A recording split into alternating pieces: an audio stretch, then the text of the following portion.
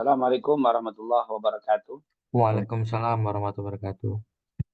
Alhamdulillah, wassalatu wassalam ala rasulillah wa ala alihi wa man walah rabbi syrah li sadri wa yassir li amri wa hlul 'uqdatam min lisan yafqahu qawli. Subhanaka la ilma lana illa ma 'allamtana innaka antal alimul hakim. Amma ba'd.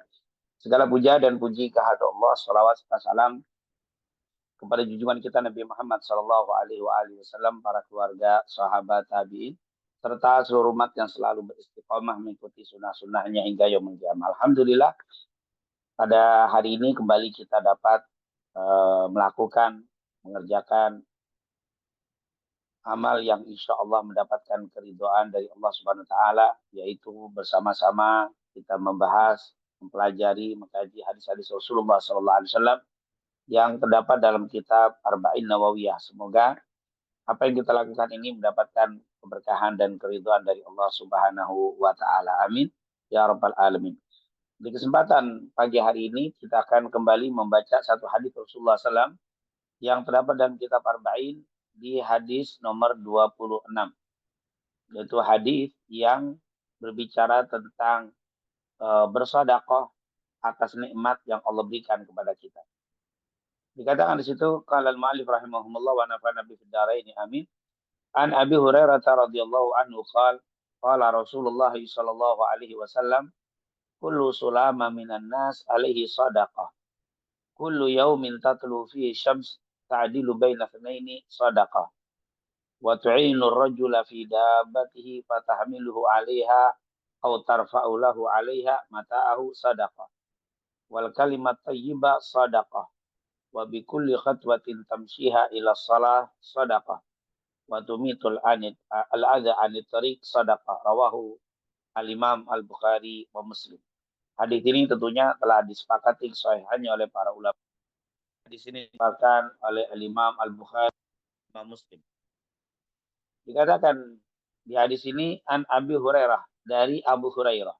Ini seorang sahabat Rasulullah sallallahu alaihi wasallam yang sudah kita sering sekali mendengar namanya. Memang kalau orang bicara tentang hadis pasti tidak asing nama Abu Hurairah, yaitu yang bernama asli Abdurrahman ibn Sakhar Ad-Dausi Al-Yamani, yang meninggal pada tahun 60 Hijriah, meriwayatkan hadis sebanyak 5.674 hadis. Salah satunya hadis yang kita baca di pagi hari ini, beliau berkata, qala Rasulullah sallallahu alaihi wasallam, Rasulullah SAW bersabda, kullu sulama minan nas alaihi sadaqah. Setiap persendian yang ada pada tubuh manusia hendaknya ada sedekahnya, hendaknya disedekahkan atau hendaknya sebagai tanda syukur dia mengeluarkan sedekah. Kullu yaumin tatlu fihi syams. Setiap hari di mana terbit matahari, ta'dilu baina itsnaini sedekah, yaitu ketika orang bisa mendamaikan dua orang yang berselisih, maka dia telah melakukan sedekah. Wa tu'inu ar-rajula fi dabbatihi, dan ketika seseorang membantu orang lain di dalam kendaraannya untuk mengangkat barangnya atau membantu menaikkan barang itu ke hewan kendaraannya, maka itu adalah sedekah. Wal kalimatut thayyibah sedekah, dan kalimat-kalimat yang baik, kalimat-kalimat yang mengandung kebaikan, baik amal ma'ruf atau nahi mungkar, adalah sedekah. Wa bi kulli khatwatin tamshiha ila shalah, dan setiap langkah dari kakinya yang digunakan menuju ke tempat sholat atau untuk mendirikan sholat, sedekah, merupakan sebuah sedekah. Wa tumitul adza anit tariq, dan menghilangkan, menyingkirkan gangguan dari jalan, sedekah adalah sedekah. Nah, ini hadis yang kita akan bahas. Hadis ini berbicara tentang macam-macam sedekah. Yang pertama, dari hadis ini kita diperintahkan untuk mensyukuri nikmat dari Allah Subhanahu wa taala. Berdasarkan kalimat kullu sulama minan nasi alaihi sadaqah. Setiap persendian yang ada pada tubuh manusia. Jadi Sulama itu ada yang menerjemahkan sendi. Ini persendian yang ada di tubuh kita disebut sulama. Ada juga yang mengatakan sulama itu adalah tulang kecil. Tulang-tulang kecil yang ada di tubuh kita. Intinya, kata Rasulullah, setiap persendian yang ada pada tubuh kita, atau setiap tulang yang ada di tubuh kita, sekecil apapun, apalagi yang besar, yang kecil saja, harus disyukuri. Harus dimasukkan ke dalam, itu ada sebuah nikmat yang besar yang harus kita syukuri. Dan bentuk syukurnya itu adalah dikatakan dengan kalimat sodako. Harus ada sedekahnya. Sedekah ini maksudnya adalah bersyukur. Jadi setiap persendian ini harus ada sedekahnya. Sementara disebutkan bahwa persendian yang ada pada tubuh manusia ini sangat banyak sekali. Nanti ada hadis yang menyebutkan persendian yang besar yang ada pada manusia di badannya itu 360 persendian. Tapi tidak terhitung dengan yang kecil-kecil yang sangat banyak sekali. Kata Rasulullah SAW, nikmat persendian itu harus disyukuri. Harus disyukuri dengan mengeluarkan sedekah. Nah, ini merupakan perintah untuk kita mensyukuri nikmat. Yang kedua, hadis ini menunjukkan bahwa begitu besar nikmat Allah yang Allah berikan kepada kita dari tubuh kita sendiri. Belum kita bicara nikmat yang di luar tubuh, tapi di dalam tubuh sendiri luar biasa begitu banyak nikmat Allah yang Allah berikan kepada kita.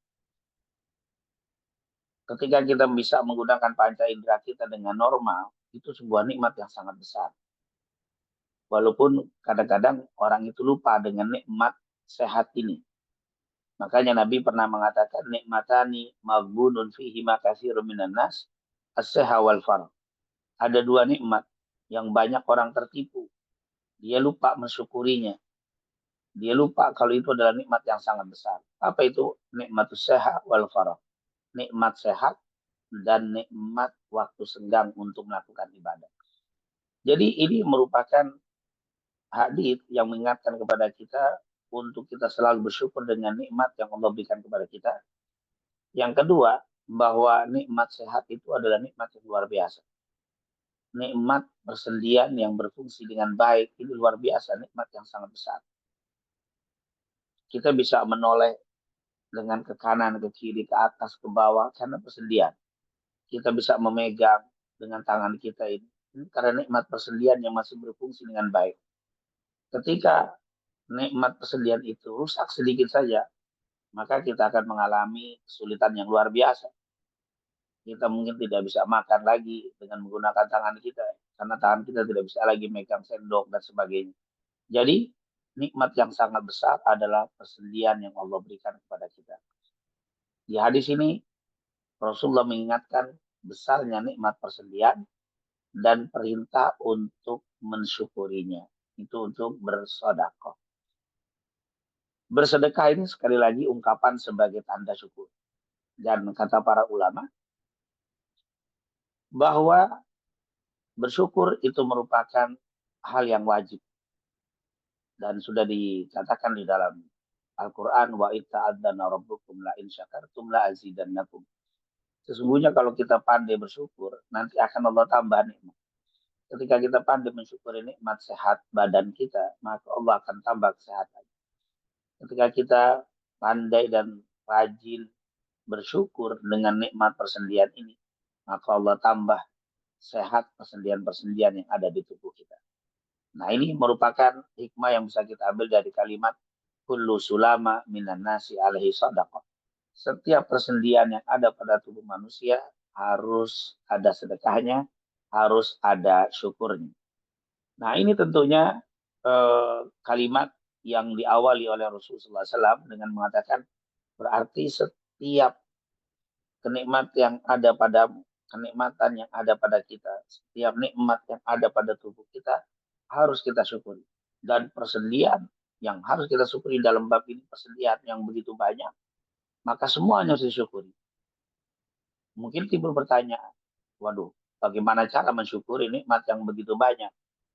Bagaimana cara kita mensyukurinya dengan cara bersedekah dengan yang begitu banyak? nikmat yang Allah berikan kepada kita di dalam tubuh kita, khususnya persendian.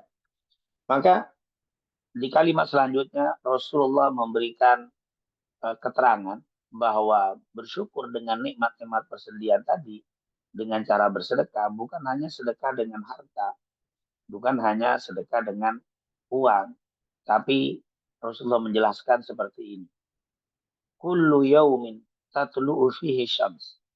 Setiap hari, di mana di hari itu terbit matahari. Lalu ta'dilu baina itsnaini, lalu kamu melakukan perbuatan yang mendamaikan dua orang yang sedang bermusuhan, itu adalah sedekah. Jadi sedekah itu tidak hanya identik harus dengan mengeluarkan uang, bukan hanya mengeluarkan harta. Bahkan kata Rasul, kamu dihitung sedekah ketika kamu bisa mendamaikan saudaramu yang sedang berselisih. Jadi ketika ada keluarga kita, saudara kita, kerabat kita, atau sahabat kita yang sedang tidak tegur sapa, yang sedang bermarah-marahan, saling membenci, lalu kita datang mendamaikan mereka berdua, maka usaha kita untuk mendamaikan itu dihitung sedekah. Mungkin waktu yang kita keluarkan dalam rangka mendamaikan dua orang yang bermusuhan ini, waktu yang keluar tidak sia-sia. Waktu itu seperti dihitung oleh Allah seperti kita bersedekah.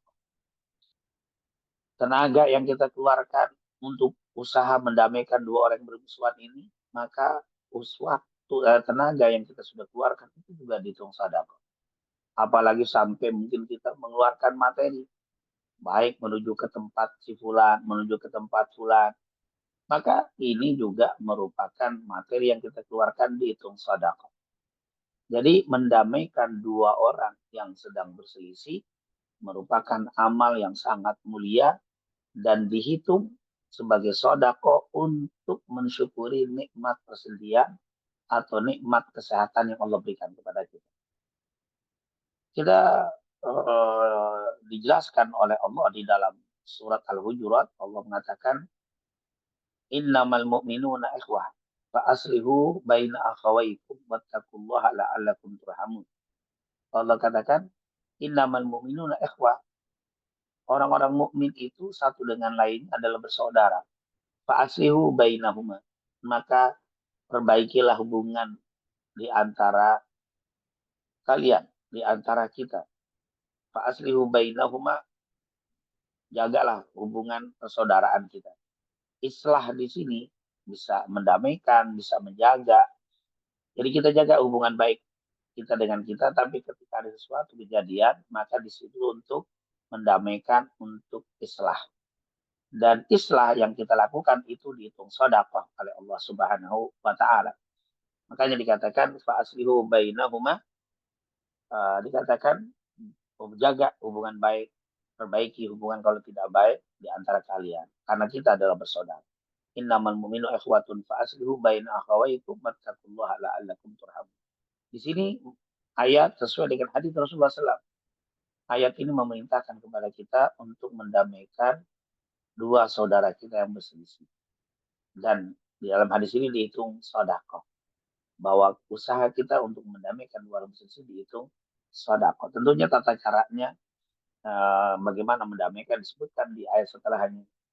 Fa in ta'ifatani minal mu'minina qatatalu fa aslihu bainahuma fa in bagat ihdahuma 'ala al-ukhra fa qatilul lati tabghi hatta tafi'a ila amrillah.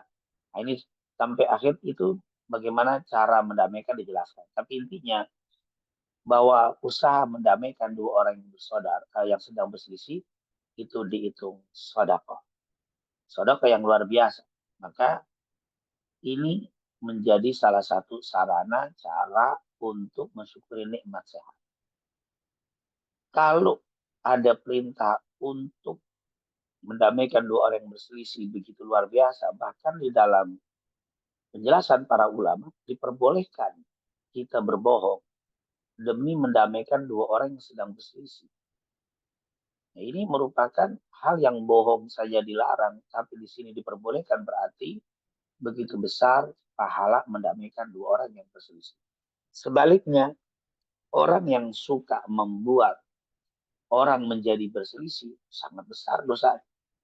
Sebagaimana mendamaikan itu pahalanya besar, begitu juga merusak persaudaraan itu adalah perbuatan yang sangat besar.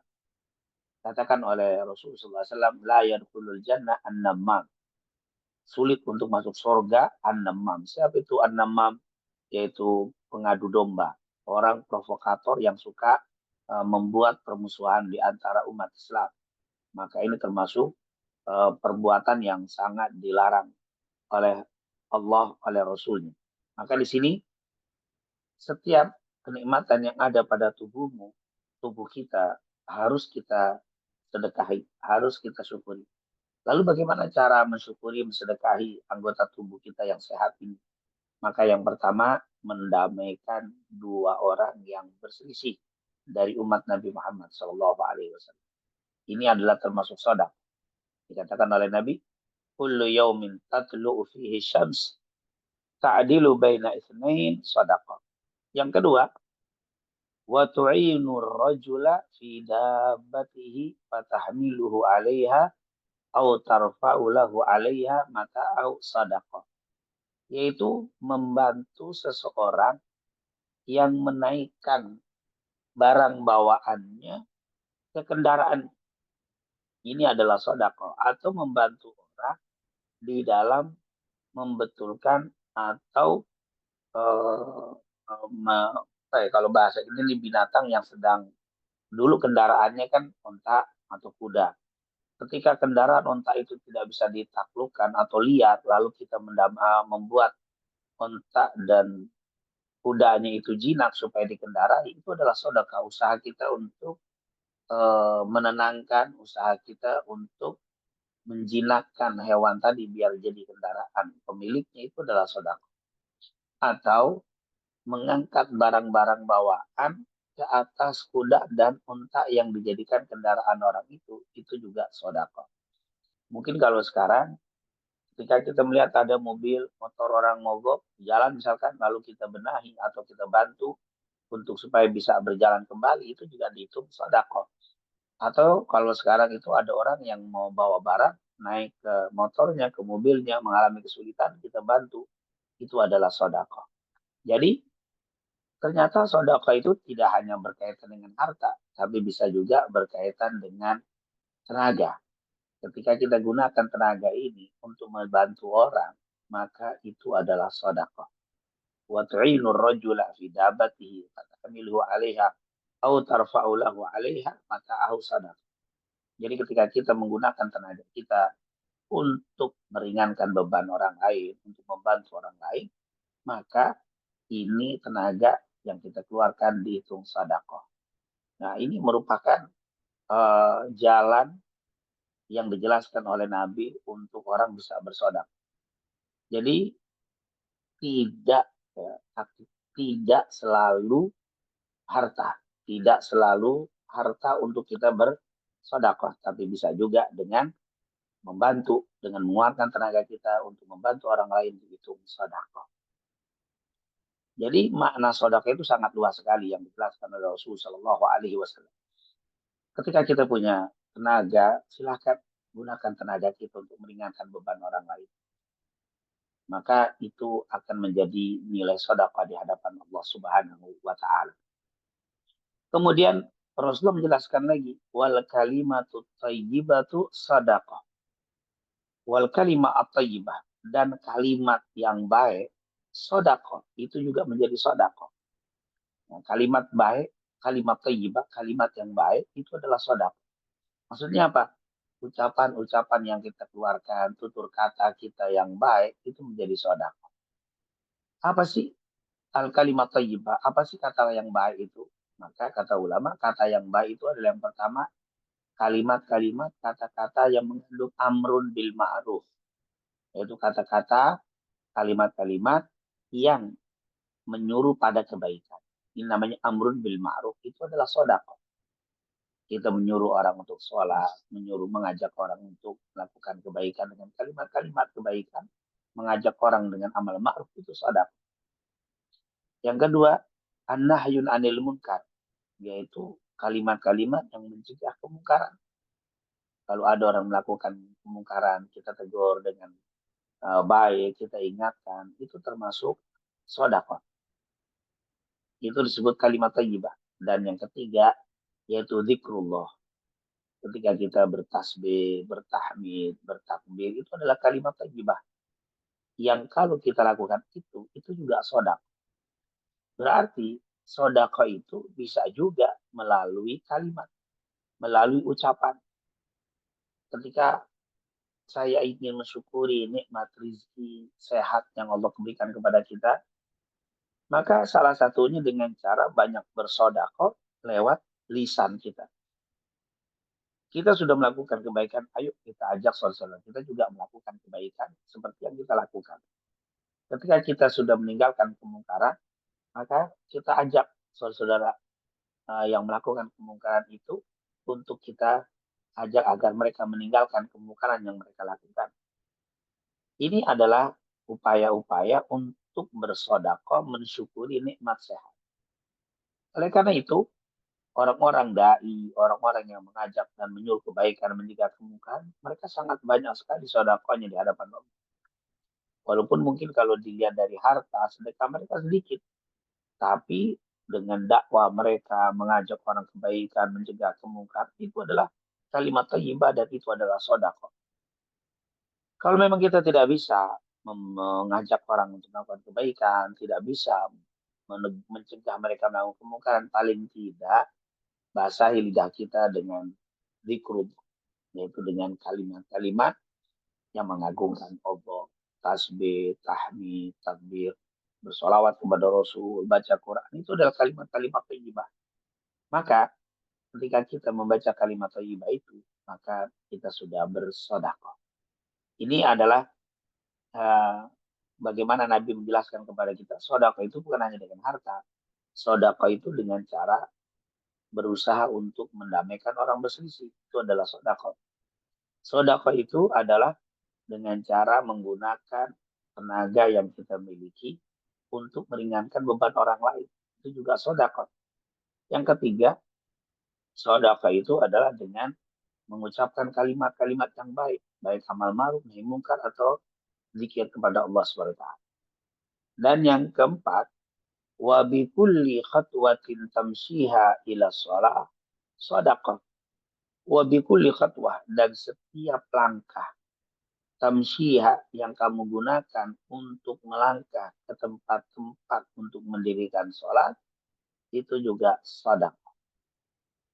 Jadi langkah yang kita gunakan, kita pergi ke masjid, kita pergi ke musola, kita pergi ke majelis ilmu, setiap langkah itu dihitung oleh Allah sebagai sedekah. Kenapa? Karena langkah-langkah yang kita gunakan itu dalam rangka menunaikan ibadah kepada Allah. Maka ini termasuk bagian daripada sedekah. Di dalam surat Yasin Allah katakan wa naktubu ma qaddamu wa atharahum wa kulla syai'in ahsainahu fi imamin mubin. Dikatakan di situ semua wa kulla syai', semua yang engkau lakukan kami tulis. Bahkan wa atharum, bahkan asar artinya bekas langkah-langkah. Itu kan diceritakan oleh para ulama tentang seorang dari Bani Salamah usai mendirikan sholat di Masjid Nabawi. Beliau tidak pulang dari ad-dhuhur ke asar. Waktu ditanya sama Rasul, kenapa tidak kembali? Kata beliau, rumahku agak jauh dari Masjid Nabawi. Jadi kalau aku balik, aku pulang ke rumah, nanti balik lagi, langkah sangat banyak sekali, capek. Jadi lebih baik saya tunggu di rumah ini, di masjid ini. Dan beliau juga mengatakan, saya juga sedang mencari rumah-rumah yang dekat dengan masjid. Supaya langkah saya tidak terlalu jauh untuk menuju ke masjid. Maka turunlah ayat wa naktubu ma qaddamu wa atharahum wa kulla syai'in ahsainahu fi imamin mubin. Bahwa setiap langkah yang kita lakukan itu ternyata dicatat oleh Allah. Wa atharahum itu disebutkan langkah-langkah. Ketika kita menuju ke tempat ibadah itu dicatat oleh Allah Subhanahu wa taala. Maka si orang dari Bani Salamah ini langsung mengatakan, oh kalau begitu ya Rasulullah, saya tidak akan pindah rumah. Saya tetap akan di rumah yang saat ini walaupun jauh, karena setiap langkah itu ditulis oleh Allah Subhanahu wa taala. Nah, ini merupakan bentuk sedekah, yaitu apa? Memperbanyak langkah ke tempat-tempat ibadah. Jadi untuk mensyukuri nikmat sehat badan kita, maka hendaklah digunakan untuk kesehatan tadi, untuk mendatangi tempat-tempat ibadah, terutama masjid, untuk mendirikan sholat. Jadi jangan sampai sehat yang Allah kasih ini kita tidak gunakan untuk ibadah kepada Allah Subhanahu wa taala. Begitu juga nikmat mata itu akan menjadi disyukuri kalau dia gunakan untuk ibadah, melihat Al-Quran, melihat syariat, hadis-hadis yang halal, semua kenikmatan itu kalau kita gunakan di dalam ibadah akan dihitung syukur kepada Allah dan dihitung sedekah.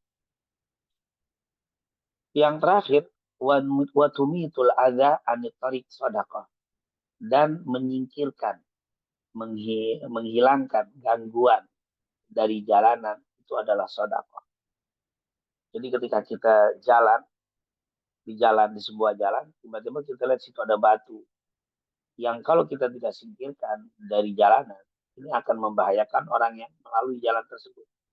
Baik motor takut jatuh, atau mungkin orang nanti tersandung.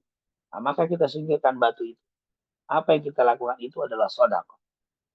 Apa yang kita perbuat itu termasuk sedekah yang tentunya bisa sebagai sarana untuk mensyukuri nikmat dari kesehatan yang Allah berikan kepada kita. Ini adalah bentuk-bentuk sedekah. Jadi dari hadis ini Rasulullah SAW memberikan pengertian kepada kita, memberikan ilmu kepada kita, jangan memiliki pemahaman yang sempit. Sedekah itu harus dengan harta. Sedekah itu bisa dengan mendamaikan dua orang sedang bermusuhan. Sedekah itu bisa membantu orang lain dengan tenaga kita. Sedekah itu bisa juga dengan mengucapkan kalimat-kalimat yang baik tadi. Amal ma'ruf nahi munkar, zikrullah. Bahkan kalau itu kita semua nggak bisa, dengan antum, dengan kita mendatangi tempat-tempat ibadah, terutama masjid untuk mendirikan sholat, itu juga dihitung sedekah. Dan menghilangkan gangguan dari jalan yang bisa membahayakan orang saat lewat di jalan itu juga dihitung sedekah. Subhanallah, Nabi Muhammad SAW memberikan pemahaman makna sedekah yang begitu luas, dan dari kalimat-kalimat yang disampaikan oleh Rasulullah SAW dapat kita pahami bahwa sedekah itu intinya adalah dihitung sedekah sesuatu perbuatan yang pertama ketika dapat meringankan beban orang. Ketika dapat meringankan beban orang, itu dihitung sedekah. Ada orang yang sedang pusing misalkan memikirkan masalahnya yang sangat berat, lalu ketika dia bicara dengan kita berikan solusi dari kesulitan yang sedang dialami, walaupun tidak tuntas, tidak selesai kesulitannya, tapi paling tidak dia sudah mendapatkan gambaran untuk meringankan beban yang dia pikirkan, yang dia sedang alami. Maka ini termasuk sedekah. Kita jadi bersedekah dengan pemikiran. Nah, ini kita sama seperti tadi orang yang sedang mendamaikan itu kan berpikir, bagaimana cara ini orang damai? Bagaimana supaya orang tidak bermusuhan? Artinya sedekah itu lewat pemikiran juga bisa. Jadi kita bersedekah dengan pemikiran kita. Ini orang sedang ada masalah, lalu kita berpikir bagaimana cara supaya mengangkat permasalahannya dengan pikiran kita. Ini juga bisa dihitung sedekah. Jadi sedekah dengan pemikiran itu bisa. Atau sedekah dengan lisan, dengan kalimat yang baik, dengan menyuruh kebaikan, mencegah kemungkaran, berzikir, itu juga bisa. Jadi sedekah itu bisa lewat pikiran, bisa sedekah itu lewat lisan, dan juga sedekah itu bisa lewat tenaga. Jadi akal, pikiran, dan tenaga itu bisa bernilai sedekah. Tenaga tadi mengangkat barang. Orang yang tadi mau berangkat naik motor barangnya berat, kita bantu, itu dengan tenaga kita. Atau ada motor orang mogok, lalu kita datang, kita dorong, atau mobil mogok, kadang-kadang tengah jalan perlu didorong, kita ikut bantu. Itu adalah sedekah dengan tenaga. Atau banyak contoh lah di lapangan yang kita lihat, hanya dengan tidak perlu mikir, cukup dorong saja, cukup ngangkat saja itu dengan tenaga, itu sedekah. Jadi sedekah itu bisa lewat pemikiran. Nah, seperti pemikiran ini ilmu misalkan, ketika dia berselisih kita damaikan, atau ketika ini orang mengalami satu masalah yang belum pahami, kita punya ilmu itu, maka kita terangkan keilmuan kita, itu juga sedekah. Atau mungkin kita punya keahlian skill tertentu, kita berikan ilmu skill kita kepada orang lain agar dia nanti bisa bekerja dengan apa yang dari kita, itu juga sedekah yang luar biasa. Jadi sedekah itu bisa lewat pikiran, bisa lewat lisan, itu dengan menyuruh, mencegah, menyuruh kebaikan jika mau, atau berzikir, dan juga sedekah itu bisa dengan tenaga. Artinya tidak ada alasan orang tidak bisa bersedekah. Tidak ada alasan orang yang tidak bisa berbuat baik atau bersyukur karena harta terbatas. Tidak, sedekah itu tidak hanya berkaitan dengan berkaitan dengan. Jadi sedekah itu bisa dengan lisan, bisa dengan pikiran, bisa dengan tenaga. Dan inti daripada sedekah itu adalah meringankan beban orang lain. Kalimat meringankan tidak harus menuntaskan. Orang ini masalahnya sangat besar, dia punya masalah ada 10. Tapi saya hanya bisa membantu satu atau dua dari masalahnya. Itu dihitung sedekah. Jadi sedekah itu tidak harus menuntaskan. Walaupun kalau Nabi Muhammad SAW itu kalau membantu orang, dia full sampai selesai. Tapi itu tidak harus. Kalau memang kita bisa sedikit, silakan. Itu termasuk adalah sedekah. Dan terhitung sedekah juga bukan hanya meringankan beban orang, tetapi memikirkan khawatir orang ini akan terjatuh kepada masalah, lalu kita hilangkan kekhawatiran itu, maka itu juga sedekah. Seperti kasus yang terakhir, ketika kita menyingkirkan sesuatu yang bisa mengganggu di jalanan, kan nanti ada batu. Kalau kita tidak singkirkan, khawatir nanti ada orang lewat, akan terganggu atau berbahaya dengan ada batu ini. Maka kita singkirkan. Itu dihitung sedekah. Padahal belum terjadi, tapi khawatir. Ketika saya lewat, ternyata ada lubang di jalanan yang khawatir ada orang terjatuh. Lalu kita ambil sesuatu, kita tutup lubang itu. Maka itu juga sedekah. Itu tidak meringankan, tidak menghilangkan, tetapi mencegah. Jadi mencegah sesuatu yang buruk kepada saudara kita, mencegah sesuatu yang tidak baik, itu juga dihitung sedekah. Ketika kita melihat ada teman kantor kita, ini ada yang salah nulis ini, atau ini orang pekerjaannya teorinya salah. Kalau kita biarkan, khawatir dia nanti kena ada masalah ke depannya, maka kita kasih tahu, kita beritahukan, itu juga sedekah. Walaupun belum terjadi kebahayaannya kepada orang itu, tetapi kemungkinan akan terjadi, maka kita bisa benahi dan kita berikan solusi dari masalah itu sebelum terjadinya. Itu juga seperti sedekah. Seperti kasus tadi, ada orang yang menyingkirkan sesuatu yang membahayakan di jalan. Padahal di saat itu belum ada lewat, tapi dikhawatirkan ada yang lewat nanti akan membahayakan. Ini adalah dihitung sedekah. Subhanallah, Bapak Ibu yang dimuliakan Allah Subhanahu wa taala, ternyata pemahaman konsep tentang sedekah itu sangat luas, sangat panjang, tidak terbatas, tidak terkait hanya berhubungan dengan harta saja. Dan sedekah itu ternyata bisa lewat pemikiran, lewat lisan, lewat tenaga, bahkan syadud dara'i, menjaga sesuatu yang akan terjadi yang buruk, itu juga kalau kita lakukan termasuk sedekah. Dan insya Allah kita semuanya diberikan kesehatan oleh Allah Subhanahu Wa Taala, selalu dikaruniai nikmat oleh Allah, dan semoga kita termasuk orang-orang yang pandai bersyukur, sehingga nikmat yang Allah berikan kepada kita tidak dicabut, bahkan ditambah, faliyazdat, faliyazdat, faliyazdat. Semoga ditambah, ditambah, ditambah. Karena kita menjadi orang yang pandai bersyukur kepada Allah Subhanahu wa Ta'ala. Itulah mungkin yang bisa kita sampaikan pada kesempatan pagi hari ini tentang konsep wajib bersedekah atas nikmat yang Allah berikan kepada kita dan macam-macam sedekah yang bisa kita lakukan sebagai tanda syukur atas nikmat yang Allah berikan kepada kita. Allahu a'lam bishawab. Silakan saya kembalikan kepada Ustaz Siddiq. Tafadhol. Alhamdulillah, jazakallahu kepada Ustadz Abdul Masegaf LC yang telah menyampaikan materi terkait dengan kaji hadis Arba'in Nawawi ke-26. Mungkin bagi Bapak Ibu jamaah yang ingin menyampaikan pertanyaan bisa melalui chat Zoom atau secara langsung kepada Ustadz. Mungkin mohon izin Ustadz, ada satu pertanyaan dari saya Ustadz, terkait dengan mendamaikan dua orang Ustadz ya. Mungkin ini terjadi di kasus teman saya Ustadz.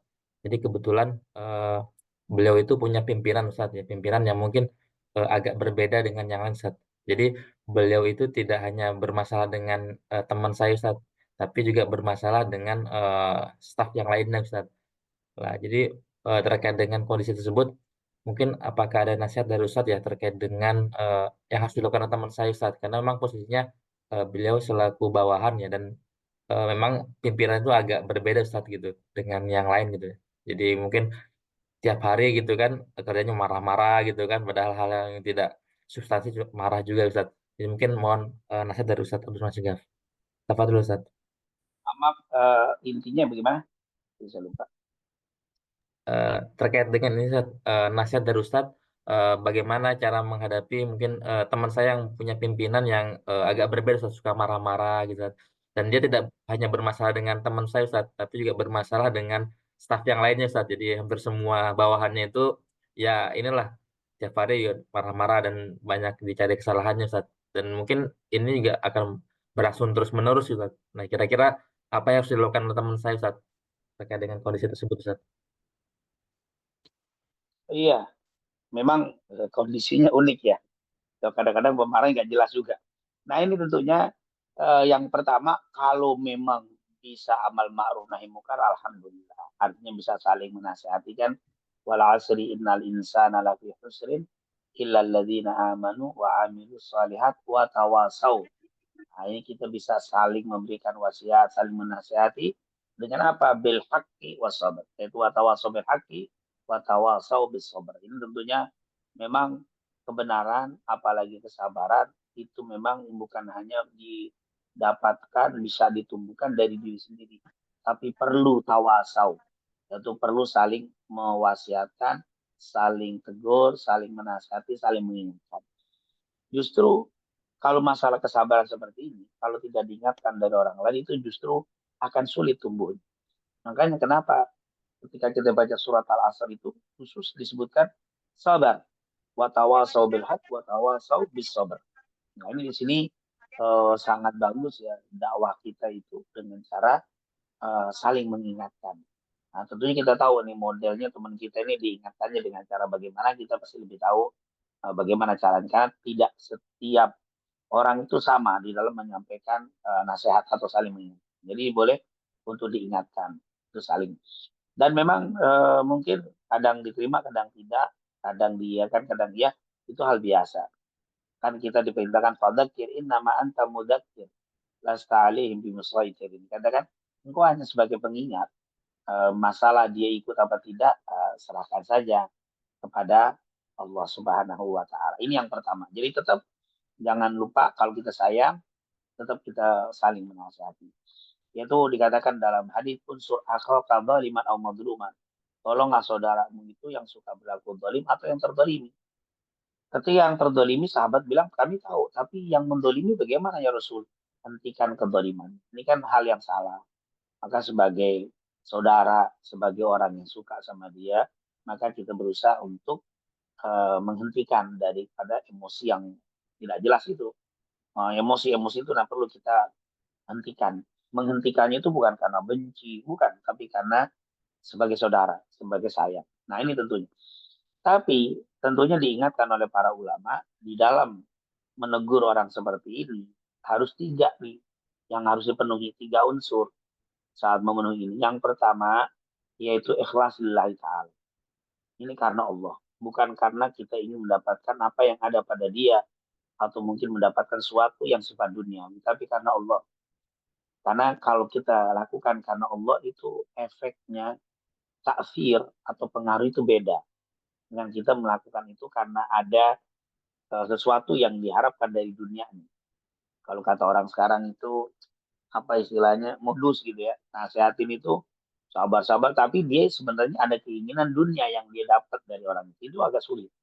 Maka betul-betul menghadap seperti orang ini adalah ikhlas lillahi ta'ala.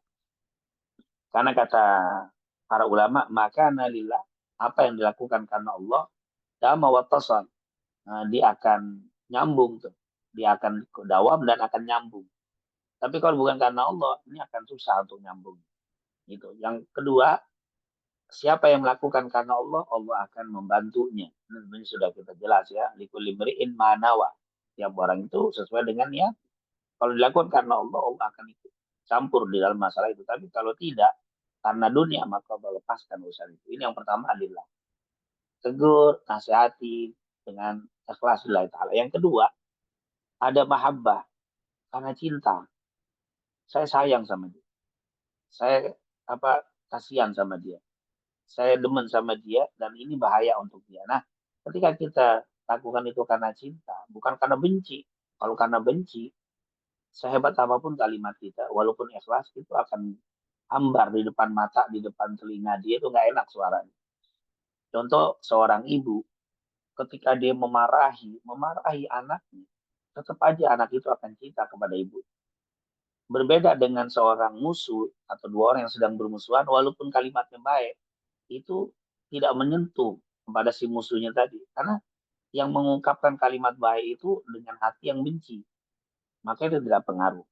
Maka kata para ulama, makharaja minal fuad, apa yang keluar dari hati akan masuk ke dalam hati. Ketika dia keluarkan karena sayang, karena cinta, ini akan merubah. Ini jadi kadang-kadang kita tegur karena kita marah. Kita tegur karena kita benci sama dia. Itu walaupun ini agak susah diterima. Ini ngadep seperti orang ini ya.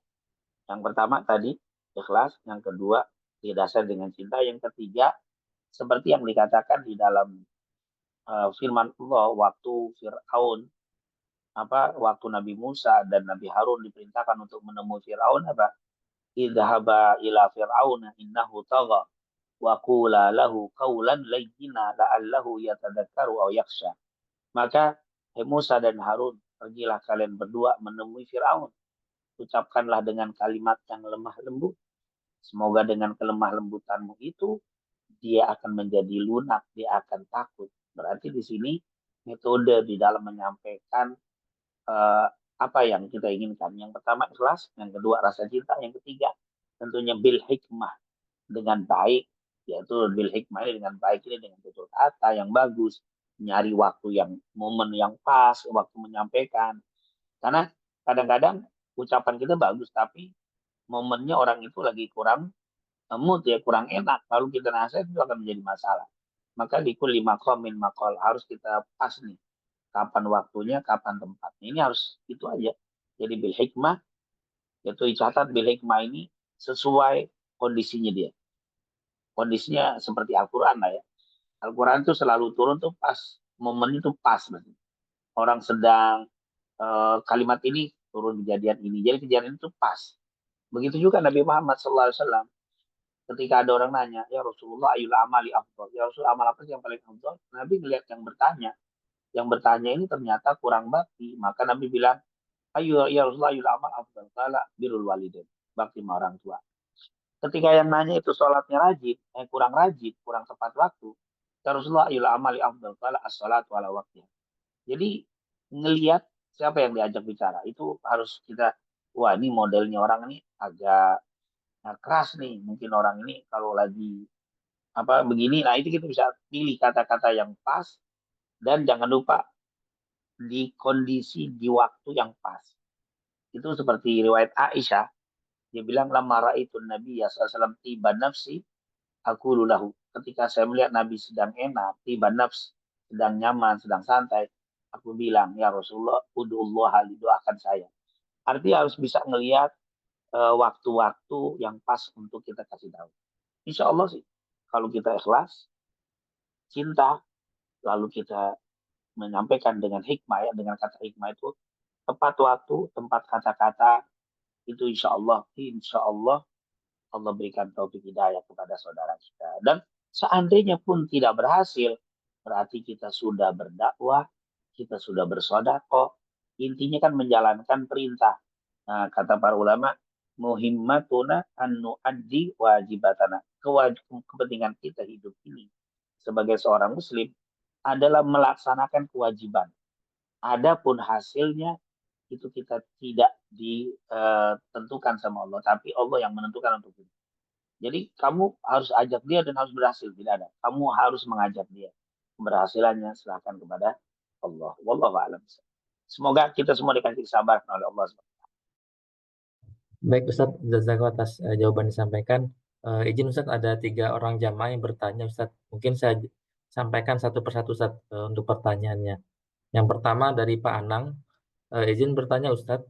Kadang di kendaraan umum kita ditawarin minum atau makanan sama orang, namun kita cenderung menolak karena takut ada obat biusnya. Sebagaimana banyak berita di media. Apakah suzon demikian salah atau wajar karena kehati-hatian kita? Itu yang pertama. Kemudian yang kedua, ada tetangga orang tuanya meninggal dan berwasiat agar kepengurusan jenazahnya dilakukan oleh kelompoknya. Kebetulan tetangga kami bukan bagian dari kelompok tersebut. Bahkan sebagai anak kandungnya malah dilarang oleh kelompok tersebut ketika mau membantu. Apakah boleh mengabaikan wasiat tersebut? Mengingat kalau nggak keliru justru yang paling berhak mengurus prosesi jenazah adalah anak-anaknya. Bahkan pada saat disolatkan orang-orang kelompok tersebut tidak ikut menyolatkan di masjid kami. Ternyata sholat jenazah diulangi lagi di masjid kelompok mereka. Mungkin itu Ustaz, dari Pak Anam Ustaz. Mohon maaf agak panjang Ustaz. Ya, jadi yang pertama nggak apa-apa.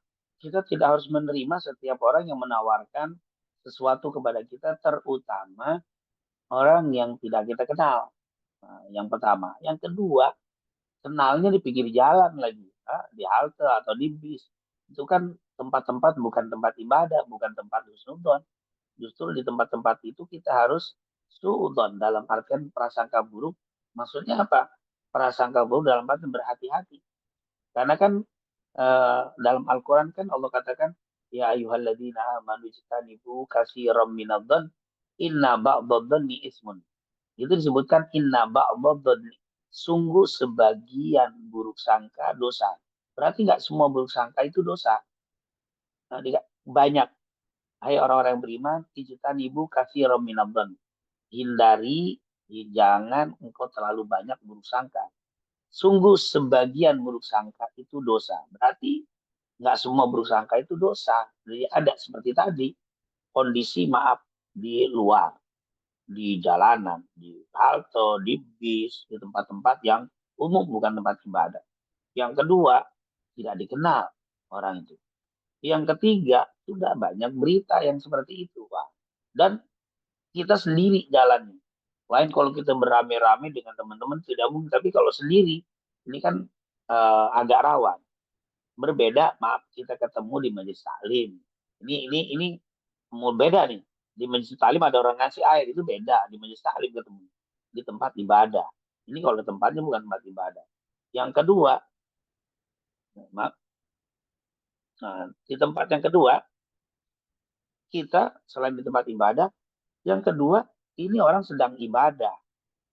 Ini orang sedang misalkan kita maaf ketemu di Mekah, ketemu di Madinah, ketemu di masjid, itu berbeda ketemu di jalan. Yang kedua, orang ini sama dengan kita sedang ibadah, kita sedang ibadah, maka di sini harus mengurangi don kita. Tapi kalau dia tidak sedang ibadah, kita sedang ibadah, nah ini harus berhati-hati. Apa untuk kita tidak bisa menerima semua. Bahkan saya lebih setuju untuk tidak menerima, terutama ya maaf bisa, tapi tentunya dengan tidak menerima dengan hikmah. Maaf, saya sudah tidak pun saya sudah minum dan seterusnya. Kalau di pasar juga boleh dibawa tidak diminum itu boleh. Dan ini tidak, maaf, apakah saya dosa bersudon? Tidak dosa, karena kondisinya. Kita pun begitu. Ketika saya memberikan minum dengan orang yang baru saya kenal di jalan, dia tidak terima, kita pun jangan marah. Karena memang di saat itu kondisinya berbeda di masa Rasul ya, belum ada kejadian. Tapi sekarang kan Masya Allah berita yang begitu banyak. Jadi saya malah menganggap itu hal yang harus seudon gitu. Seudon kondisi yang seperti ini. Ya, kondisi yang seperti ini. Lain kalau kita bertemu di masjid taklim, kita bertemu sama-sama sedang ibadah. Nah, ini lain. Atau kita sedang berjamaah bareng-bareng sama orang. Saya ada beberapa teman, terus ada orang ngasih, itu lain. Saya yang dikasih, nggak ada masalah kan bareng-bareng. Tapi kalau seorang diri, di jalan, dan tidak dikenal, ya insya Allah itu bukan hal yang dilarang. Tapi tetap harus menolaknya dengan senyum, menolaknya dengan baik. Ini tentunya sudah jelas. Wallahu a'lam bishawab. Nah, pertanyaan kedua, berkaitan dengan sholat jenazah atau orang berkaitan dengan keluarga kita, memang di dalam syariat empat madhab, di dalam empat madhab yang paling berhak yaitu setelah ya kalau ada orang meninggal, siapa yang berhak mengurus jenazah ini? Yang pertama itu adalah pemerintah. Itu disebutkan itu ya, apa imam. Kalau dia memang ini kalau kita bicara zaman dulu ya, misalkan pemimpin itu kan selalu pemimpin agama, pemimpin negara, pemimpin agama. Jadi kalau ada yang meninggal dulu zaman Abu Bakar, ya Abu Bakar yang berhak menjadi imam salat jenazah. Atau kalau kelas sekarang lurah misalkan, diajak lurah datang dan bisa sebenarnya dalam empat madhab itu lurah yang lebih berhak untuk memimpin jenazah tadi. Tapi karena memang sekarang kadang-kadang pemimpin juga tidak bisa menjadi pemimpin sholat, maka jatuh kepada keluarga. Jadi dalam madhab ulama itu yang paling berhak adalah keluarga. Anaknya ahli waris, seperti yang berhak, yang wajib membayar hutang almarhum adalah keluarga, begitu juga dalam ibadah. Dalam ibadah dia yang lebih. Dan ketika dia misalkan berpesan, almarhum berpesan untuk yang ngurus jenazah fulan-fulan-fulan. Tapi saya tahu ternyata fulan-fulan itu tidak sesuai dengan syariat. Mungkin karena kelompok tertentu yang kelihatannya aneh gitu, di luar pada umumnya. Maaf, kalau masih berbeda di dalam masalah furu'iyah, tidak apa-apa, kita penuhi wasiat daripada almarhum. Karena memang dulu kan sahabat itu saling memberikan wasiat ya. Sebelum mereka meninggal, seperti Aisyah sebelum meninggal, nanti yang menyolatkan jenazahku imamnya adalah Abu Hurairah. Abu Bakar pesan kepada Umar, Umar pesankan Umar dan seterusnya. Itu banyak sahabat pesan. Tapi dia tahu itu satu kelompok, satu. Tapi ketika almarhum ini berpesan, saya tahu amal yang dipesankan ini keluar daripada ahli sunnah. Berbeda bukan hanya di dalam masalah furu, tetapi di dalam masalah akidahnya berbeda. Maka kita tidak perlu memenuhi wasiat tadi. Ustaz ini kan wasiat, iya. Wasiat itu kalau tidak bertentangan. Makanya wasiat itu misalkan ada orang meninggal. Sebelum meninggal dibilang, nanti harta saya semua saya kasih kepada masjid untuk bangun masjid. Nggak boleh. Wasiat itu tidak boleh lebih dari sepertiga.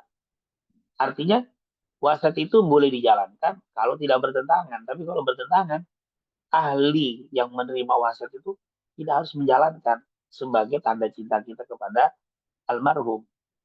Nah, misalkan saya pernah dapat kasus begini. Ada seorang apa jamaah datang sama saya. Saya keluarga besar ada 11 orang. Ada 11 orang anak, adik kakak 11. Bapak ibunya muslim dan harta cukup banyak. Kemudian ketika bapaknya meninggal, sebelum meninggal bapaknya berpesan, semua nanti anak saya tolong warisannya bagi rata laki dan perempuan. Terus yang kedua, kebetulan salah satu adiknya perempuan murtad. Si ini orang ini murtad. Dia bilang juga nanti walaupun yang murtad itu tetap dapat warisan seperti yang lainnya. Nggak lama orang tuanya meninggal. Nah orang ini datang kepada saya. Nah ini nggak boleh. Walaupun wasiat, yang pertama wasiat tidak boleh bertentangan dengan syariat. Dalam artian begini, syariat Al-Quran sudah menjelaskan laki-laki 2 kali lipat dari perempuan. Lidda karimitul hadil unsayain. Tapi si bapak ini membatalkan syariat tadi dengan bagi rata. Maka wasiat tidak berlaku. Kenapa? Karena bertentangan dengan ketetapan Allah. Yang kedua, Islam sudah menetapkan anak yang murtad tidak dapat waris.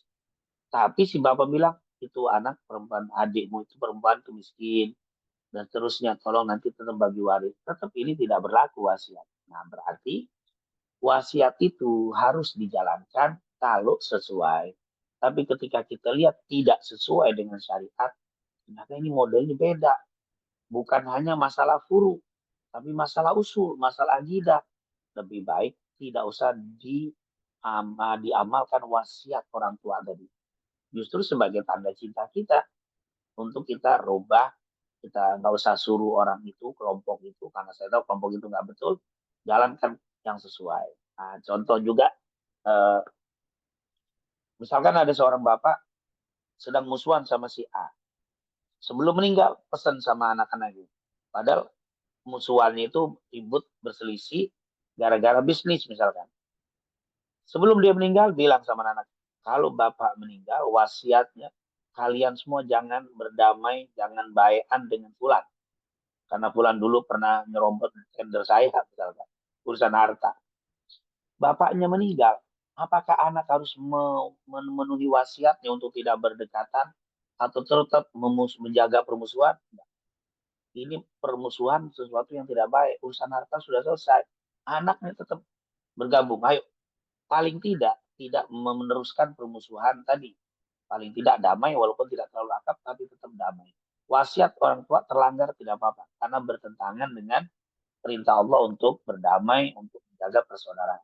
Nah, ini tentunya.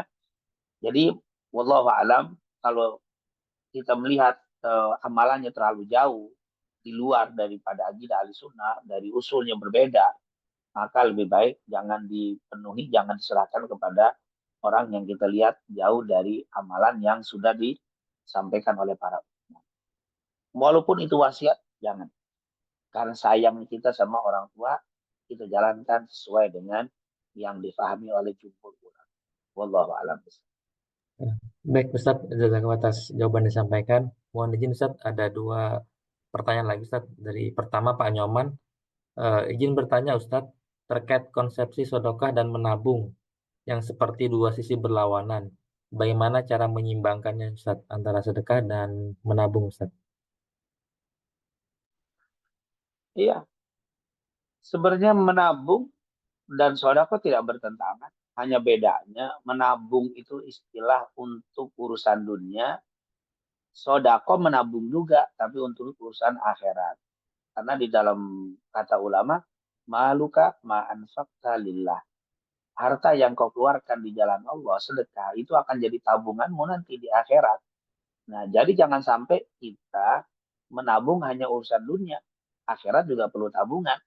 Kenapa Anda menabung di dunia untuk masa tua? Ketahuilah, di akhirat lebih lagi untuk masa hidup abadi. Maka jangan lupakan tabungan akhirat. Tabungan dunia silakan, tapi jangan lebih banyak daripada tabungan akhirat. Nah, karena akhirat itu juga masa tua, masa seumur hidup, lebih banyak tabungannya harus daripada tabungan dunia. Tidak ada konsep yang bertentangan antara tabungan dunia dan akhirat. Dan Baik, mungkin kita bisa ambil ya dari Robbana atina fid dunya hasanah wa fil akhirati hasanah wa qina adzabannar. Lihat, waktu minta kehidupan dunia satu, Robbana atina fid dunya hasanah. Ya Allah, berikan kepadaku kebaikan di dunia. Tapi pilihan di akhirat, wa fil akhirati hasanah wa qina adzabannar. Jadi konsep akhirat dua. Jadi dunia satu, akhirat dua. Dunia minta kebaikan, akhirat kebaikan surga, selamat dari neraka. Berarti kan dua. Rabbana atina fid dunya hasanah wa fil akhirati hasanah wa qina adzabannar. Oh, ada dua. Maka silakan nabung dunia, tapi dua kali lipatkan untuk tabungan akhirat. Wallahu a'lam. eh, baik Ustadz, jazakallahu atas jawaban disampaikan. Mungkin izin Ustadz, sudah jam 8 lewat 2 menit. Izin satu pertanyaan lagi Ustadz dari Bapak Angling. Assalamualaikum Ustadz, mohon izin bertanya, apakah membantu kebutuhan finansial keluarga yang sedang kesulitan, misalnya adik, kakak, paman, atau bibi, dapat dianggap sebagai bentuk sedekah, ataukah lebih dianggap sebagai tanggung jawab keluarga? Kemudian yang kedua, dalam Islam, apakah sedekah kepada keluarga yang lebih dekat lebih diutamakan dibandingkan dengan sedekah kepada yang jauh? Bagaimana cara menjaga keseimbangan antara memberikan sedekah kepada orang lain dengan tetap memperhatikan keluarga dekat yang lebih membutuhkan, Ustaz? Nah, ya kita mulai dari yang kedua, bahwa al-aqrab fal-aqrab. Sungguh konsep Islam itu kita harus membantu yang lebih dekat, yang lebih dekat. Semakin dekat hubungan dengan kita, semakin lebih untuk kita utamakan daripada orang lain. Bahkan di dalam hadis Rasulullah mengatakan, dinarun anfaqta lillah, wa dinarun anfaqta fi sabilillah, wa dinarun anfaqta lil fuqara, wa dinarun anfaqta li ahlik, huwa khairun laka. Satu dinar yang kau sedekahkan di jalan Allah, satu dinar yang kau sedekahkan untuk fakir miskin, satu dinar yang kau sedekahkan untuk jihad fisabilillah, dan satu dinar yang kau sedekahkan untuk keluargamu lebih baik untukmu. Nah, ternyata terbesar pahala adalah sedekah terhadap keluarga yang terdekat. Jadi kalau ditanya apakah betul bersedekah dengan orang yang terdekat, pahala terbesar dan terwajib. Jangan pernah kita bersedekah dengan keponakan sebelum sedekah dulu sama anak istri kita. Itu yang terdekat. Anak istri beres, lari ke paman, ke bibi, lari ke ponakan, dan seterusnya. Setelah semua, masuk ke orang yang jauh lebih. Jadi itu yang paling betul. Jadi sedekah terbaik adalah terhadap keluarga yang paling dekat. Dan yang paling dekat itu tentunya adalah anak istri kita. Orang tua sudah jelas. Dan yang kedua, apakah itu bisa dihitung sodako waktu kita bersedekah kepada keluarga terdekat, atau sebagai beban tanggung jawab sebagai orang dekat kita? Sebenarnya dua-duanya. Ketika kita memberi sesuatu kepada orang tua kita, itu sebagai tanggung jawab kita sebagai keluarga, sebagai anak. Tapi yang kedua, sebagai sodako yang berlipat ganda pahala. Jadi ketika kita memberikan kepada keponakan kita yang miskin, maka sebagai tanggung jawab, antum sudah melaksanakan, sebagai sodako yang berlipat, antum sudah melaksanakan. Jadi double pahala. Berbeda kalau kita sedekah sama tetangga. Itu sebagai sodako sunnah. Sebagai sodako saja nilai. Sebagai ibadah sodako. Tapi ketika kita sodako dengan keluarga terdekat, dua. Sedekah dan tanggung jawab kepada keluarga. Subhanallah. Makanya double. Makanya kata Rasulullah, khairukum li ahlihi wa ana khairukum li ahli. Sebaik-baik kalian adalah yang terbaik terhadap keluarganya. Dan aku, kata Nabi, adalah orang yang terbaik terhadap keluarga. Jadi jangan pernah menjadi orang dermawan di luar sebelum dermawan di rumah. Jangan pernah menjadi orang yang sabar di luar sebelum sabar dulu di rumah. Semuanya dimulai dari rumah, baru kita keluar. Wallahu a'lam. Baik, Ustaz, jazakallah atas jawaban yang sampaikan. Alhamdulillah sudah selesai materi dan pertanyaan dari para jamaah. Mungkin mohon izin Ustaz sebelum kita tutup, mohon berkenan Ustaz untuk dapat memimpin doa terlebih dahulu. Tafadhol Ustaz. Baik, mungkin itu saja yang bisa kita sampaikan pada kesempatan pagi hari ini. Semoga apa yang kita pelajari, apa yang kita lakukan mendapatkan keridhaan dan keberkahan dari Allah Subhanahu wa taala, dan semoga dengan keberkahan amal soleh ini Allah gabulkan hajat-hajat kita, Allah mudahkan segala urusan kita, Allah ampuni segala dosa dan kekurangan kita, dan kita mohon kepada Allah semoga Allah selalu memberikan kepada kita rizki yang halal dan thayyibah, rizki yang bisa membawa kebahagiaan dan keselamatan dunia wal akhirah. آمين آمين يا رب العالمين. ربنا تقبل منا إنك أنت السميع العليم وتب علينا إنك أنت التواب الرحيم. اللهم إنا نسألك علما نافعا ورزقا طيبا وعملا صالحا مقبولا. ربنا آتنا في الدنيا حسنة وفي الآخرة حسنة وقنا عذاب النار. وصلى الله على سيدنا محمد وعلى آله وصحبه وسلم والحمد لله رب العالمين. Alhamdulillah, jazakallahu kepada Ustaz Abdurrahman Assegaf LC yang telah memimpin pengajian kita pada pagi hari ini. Dan kami juga ucapkan terima kasih pada para Bapak Ibu jamaah yang telah berkenan hadir dalam pengajian pada pagi hari ini. Kita tutup dengan bacaan hamdalah, alhamdulillah, dan doa majelis. Subhanakallahumma wa bihamdika, asyhadu an la ilaha illa anta, astaghfiruka. Kurang lebihnya mohon maaf. Wassalamualaikum warahmatullahi wabarakatuh. Waalaikumsalam warahmatullahi wabarakatuh. Jazakallah khairan katsira, Ustaz. Terima kasih Ustaz dan Bapak Ibu Ini sekalian. Mohon izin kita tutup link Zoom-nya.